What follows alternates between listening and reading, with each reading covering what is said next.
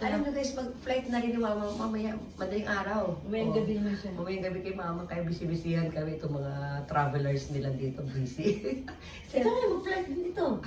Saan ka? Oo, mag-flight din ako. Alis. Ay, madalas kami. 10, 11 din na. Oo. Mm. Tapos Ah, madaling araw na dito mga na. gabi. Oo. Ano lang talagang yung pag-stay lang namin dito, yun lang ang nawi ni Mama. Ayan, di ba? Ikaw, anong oras pang flight mo, Day? Ano pa, mga hapon pa siguro. Tinimbang mo bagay ko.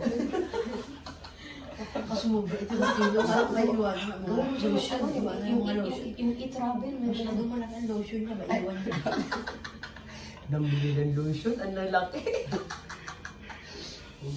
Ayan.